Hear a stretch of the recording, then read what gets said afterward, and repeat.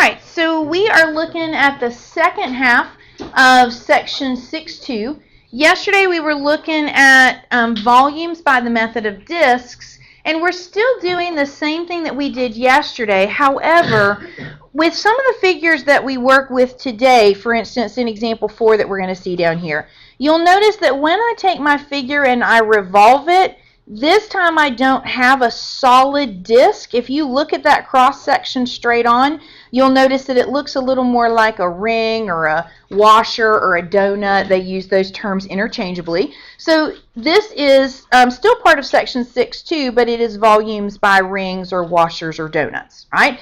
Let's say that you wanted to find the area of a washer. All right, so basically you're thinking of like that donut shape or that ring shape. I would need to find the area of the outside ring, so that would find all of this area in here, and then subtract off the area of the inside ring, that would be all this region in here, and then that would just leave me the area of that washer, right? So since each of those are circles, I'm going to say area of a circle is pi r squared. So I'm going to say area of the outside ring. I'll put a little subscript of 0 there for outside, and area of the inside ring, little subscript down there for inside radius. So pi r squared minus pi r squared. We also could factor the pi out of that, and we would just have the outside radius squared minus the inside radius squared. And so that would be the formula for the area of that one cross-section washer. It would be pi times the radius of the outside squared minus the radius of the inside squared. So if I wanted to find the volume of that washer instead, all I would need to do is multiply it by its thickness, by its change in x, which we've been associating with dx. And so this would be a way of representing the volume of one. If I then went through and summed up all of the cross sections for the whole region, then I could find the volume of the whole figure. And so it's that same type of formula that we had yesterday. It's just that the way we find our area today is a little bit different. All right, so let's look at example number 4. Now, let me preface this by saying that my equation is a little bit different than the one in the textbook for examples 4 through 6. In the textbook, they have y equals x, and I've changed it to y equals 2x. Here's my reasoning for that. If it's y equals x, you're going to have points of intersection of 0, 0, 1, 1. And when you're looking back over your notes later on and every one of your integrals says that you integrated from 0 to 1, it's not going to be clear whether you were using x values or y values. But by changing this equation to y equals 2x, that changes this point of intersection to 2, 4. So if we integrate from 0 to 2, it's clear we used x values. If we integrate from 0 to 4, it's clear we used y values. So I think that'll just make it a little easier for you to see when you're looking back over this. So that's the reason for the change.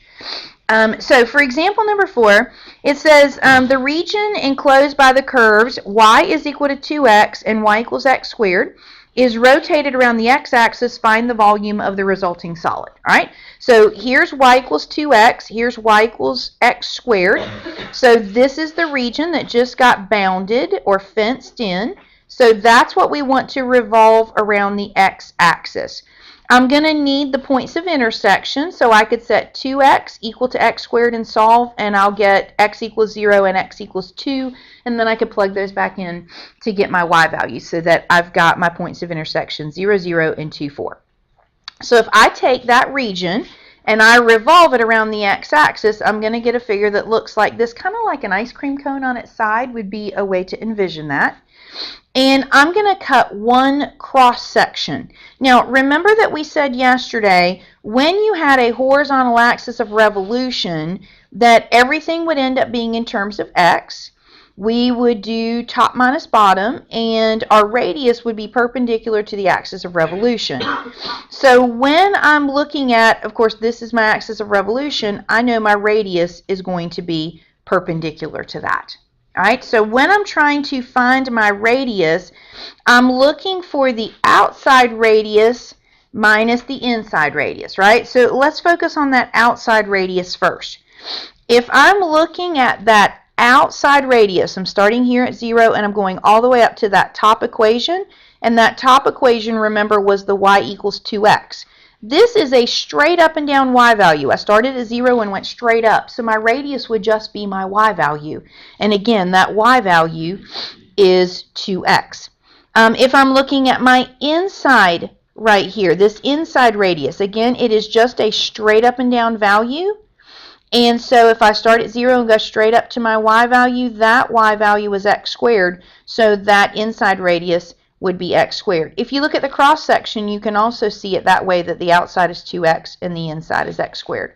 So in our formula over here, we want to do pi outside radius squared minus pi inside radius squared.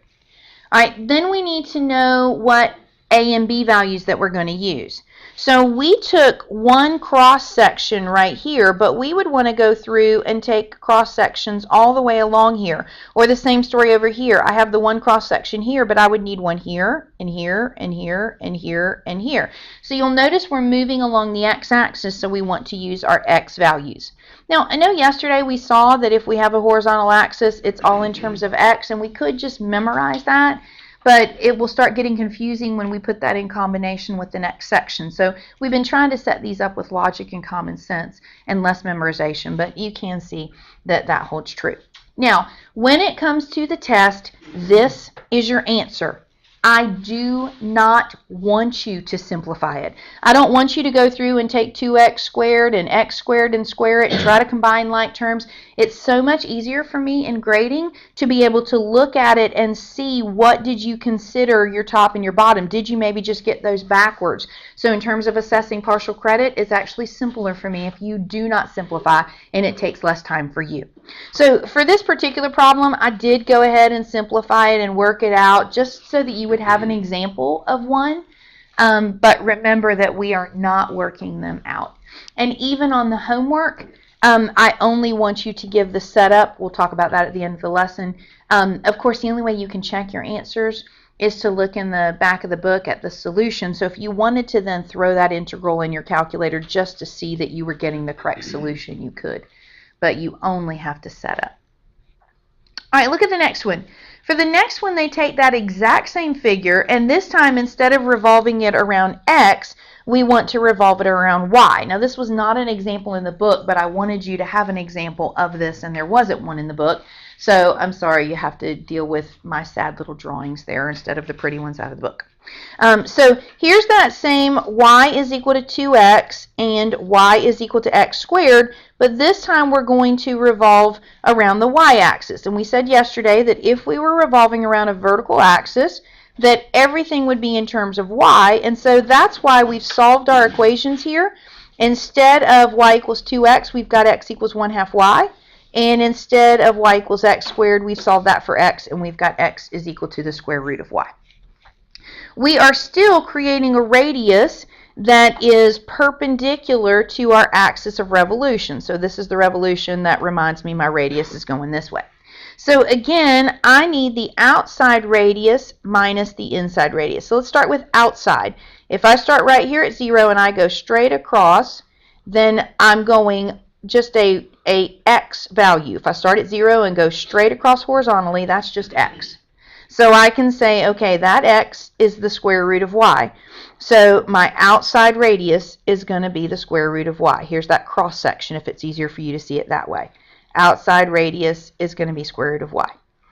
Inside radius, if I start here at 0 and I go over to the inside, that inside radius, again, is just an x value, and that x value is 1/2 y. And here it is on the cross section. Now, you also could think of that like we did yesterday of saying right minus left. That might also help you to think of it in that way. And again, that setup is my answer. Now, A and B values, if I were to go through and do more cross sections, we had the one cross section here, but I would need another one here and here and here and here and here. So you can see we're moving up the y-axis. So I want to use the y values of 0 and 4 rather than the x values of 0 and 2. Now, not always will we revolve around an x or y axis. They also asked me over on page 383 to take the same figure, and instead of revolving it around the x-axis or the y-axis, they ask us to revolve it around something different. they asked me to revolve it around y equals 8, and then they asked me to revolve it around x equals -1. Okay, so let's look at this guy. Here's that same region, y equals x squared, y equals 2x, same 2 points of intersection. I want to take that region and I want to revolve it around a horizontal axis of y equals 8. Now, when I revolve around a horizontal axis, everything is still in terms of x, and I'm still doing outside minus inside, or if you wanted to think of it as top minus bottom, you could do that. I actually think it's going to be a little easier to look at these radii down here as opposed to up here, so I'm going to work with them down here. All right, to begin with, this total distance is 8. From y equals 8 to y equals 0 down here to my x-axis, that total distance is 8. If I am looking for my inside radius over here, my inside radius starts at 8, but it does not go all the way down to the x-axis, right? It stops right here. So I'm going to need to say this total length of 8 minus this piece right here. Okay, what is this piece right here? Well, if I start at 0 and I go straight up, that's just a y value, right? So I need to say, what is that y value right there? Well, for the inside function, if I come over here and look at it, that inside function is being formed by y equals 2x. So this, if I started at 0 and went straight up, that would just be my y value of 2x. So what I want to do is take the total length of 8 and subtract off this straight up y value of 2x. So this inside radius is going to be 8 minus 2x. Look at the outside radius, same idea. For the outside radius, this total distance is 8, but you'll notice my outside radius does not go all the way down to the x-axis. It stops up here, so I need to subtract off this piece. What is that piece? Well, if I come over here and look at it, you can see that is, if I start at 0 and go straight up, that's a y value, and that's being formed by y equals x squared. So this little piece right here is x squared. So I could say the total length of 8 minus this little piece right here, which is x squared, so that outside radius is going to be 8 minus x squared.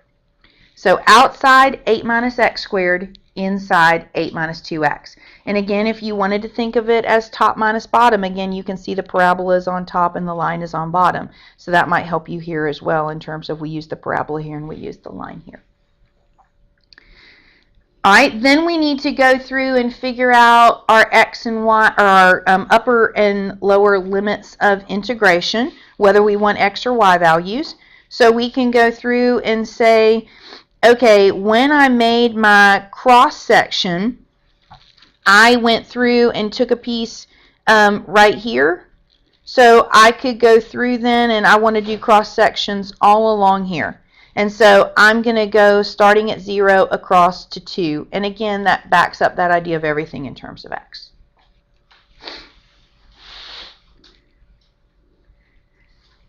For example 6, they asked me to, again, take that exact same region, and this time they want me to revolve it around x is equal to -1. So if I'm revolving around a vertical axis, everything's going to be in terms of y, so we've rewritten these equations again so that it's x equals the equation so that it's in terms of y, just like we did in example number 4. Well, I don't think it was example 4 because it was the one we added in, so I don't think it had a number. All right, so I actually think it's easier to see the radius when your equation and your radius are on opposite sides of the axis. At least it is to me. Let me show you what I'm talking about. Our equation is over here on the right side of the axis, and what we're revolving around is over here on the left side. The reason that I think that's a little bit simpler is, again, I'm going to do outside minus inside, which you could also think of that as right minus left. So I'm trying to find this. Let's start with the inside radius. All right, if I'm trying to find this inside radius, first off, I know this piece from -1 to 0 has a length of 1, right? So if this is 1, all I need to do is figure out what this little piece is right here. If I start at 0 and go straight across, that's just an x value. And that x value is coming from 1/2 y. So I could say, okay, if this is 1 and this is 1/2 y, then that total radius for the inside would be 1 plus 1/2 y. For the outside, same idea. If I'm trying to find that outside radius, this piece is 1. And then I need to start at 0 and go straight across, so that's just an x value, and that x value is square root of y. So that outside radius would be 1 plus the square root of y. So we can come over here and say outside minus inside.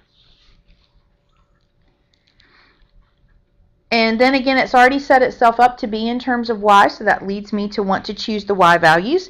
But again, if I were choosing cross sections, I could say, okay, there's one here and here and here and here, or if you looked at the whole big circle, either way, that's going to tell you to go from 0 to 4 because you're moving up your y-axis.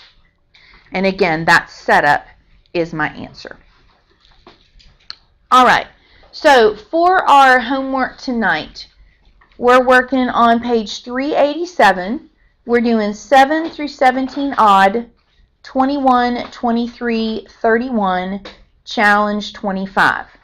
I only want you to set these up. You do not need to integrate them. If you choose to integrate them just to make sure that you're coming up with the right answer by checking it in the back of the book, please do the integration on your calculator. And remember that you don't have to simplify this. You can type this into your calculator exactly as it is. Just be careful that you put your parentheses and brackets and things in. Also remember again, for the test, I want you to leave your answer this way. I prefer for you to leave your answer that way. On the AP exam, you do not have to simplify on the FRQs. You literally can leave 3 minus 1 on the FRQ and not simplify it down to 2 and not lose any credit.